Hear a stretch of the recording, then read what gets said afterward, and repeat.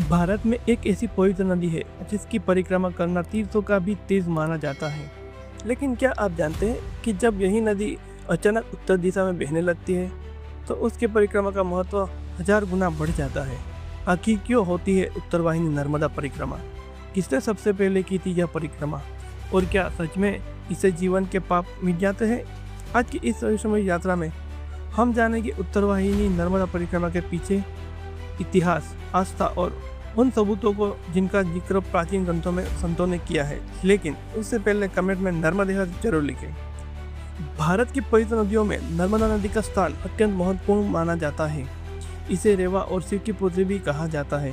धार्मिक मान्यता के अनुसार गंगा में स्नान करने से पाप धुलते हैं, लेकिन नर्मदा के केवल दर्शन से ही पाप समाप्त हो जाते हैं। नर्मदा नदी का जन्म अमरकंटक के पवित्र पर्वतों से माना जाता है।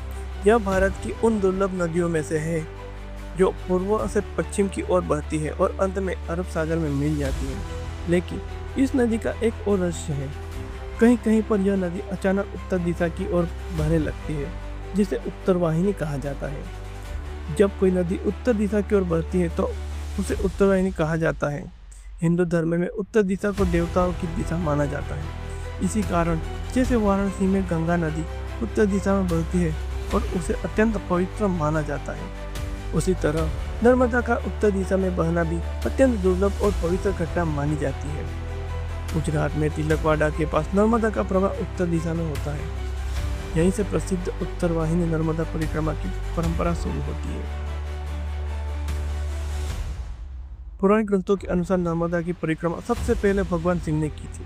कथा के अनुसार जब नर्मदा का प्राकट्य हुआ तब देवताओं और ऋषियों ने उनकी महिमा को जानने के लिए तपस्या की। तब भगवान शिव ने स्वयं इस नदी की परिक्रमा कर उसके पवित्र स्वरूप को स्वीकार किया। इसके बाद कई महान ऋषियों ने नर्मदा की परिक्रमा की, जिनमें शामिल है मार्कंडेय ऋषि, अगस्त्य ऋषि। इन ऋषियों ने नर्मदा तट पर वर्षों तक तपस्या की। उत्तर वाहिनी नर्मदा परिक्रमा कैसे की जाती है? गुजरात के तिलकवाड़ा से यह परिक्रमा शुरू होती है। इस परिक्रमा की दूरी लगभग 21 किलोमीटर मानी जाती है। परिक्रमा का नियम है नर्मदा नदी को दाईं ओर रखते हुए यात्रा करना, नर्मदा जल का सम्मान करना, पूरी यात्रा में सात्विक जीवन जीना। परिक्रमा करते समय लोग लगातार नर्मदे हर का जाप करते हैं। धार्मिक मान्यता के अनुसार उत्तर वाहिनी नर्मदा परिक्रमा करने से पापों का नाश होता है, मानसिक शांति मिलती है, जीवन की बाधाएं दूर होती है, आध्यात्मिक शक्ति बढ़ती है, मोक्ष का मार्ग खुलता है। कई संतों का मानना है कि जो व्यक्ति पूरी श्रद्धा से यह परिक्रमा करता है उसे 100 तीर्थ यात्रा का फल मिलता है। उत्तर वाहिनी नर्मदा परिक्रमा का उल्लेख कई प्राचीन ग्रंथों में मिलता है, जैसे कि स्कंद पुराण, रेवाखंड। इन ग्रंथों में नर्मदा की महिमा और परिक्रमा का विस्तार से वर्णन किया गया है। इतिहास में कई संतों और साधुओं ने भी इस परिक्रमा का वर्णन किया है।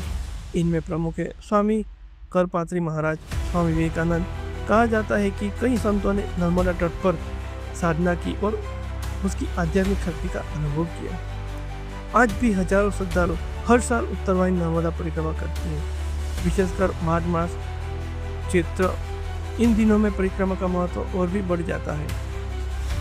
श्रद्धालु का विश्वास है कि नर्मदा केवल नदी नहीं बल्कि माँ है जो अपने भक्तों के दुख दूर करती है। कहा जाता है कि नर्मदा नदी की परिक्रमा केवल एक यात्रा नहीं बल्कि आत्मा की शुद्धि का मार्ग है। लेकिन आज भी एक सवाल रहस्य बना हुआ है। आखिर क्यों भारत की इस पवित्र नदी को स्वयं भगवान शिव की पुत्री कहा जाता है? और क्यों हजारों सालों से संत महात्मा इसकी परिक्रमा करते आ रहे हैं? शायद इसका उत्तर छिपा है नर्मदा की लहरों में, जो आज भी अपने रहस्यों को संभाले हुए हैं। अगर आपको हमारा वीडियो पसंद आया तो कमेंट में नर्मदे हर जरूर लिखें। धन्यवाद।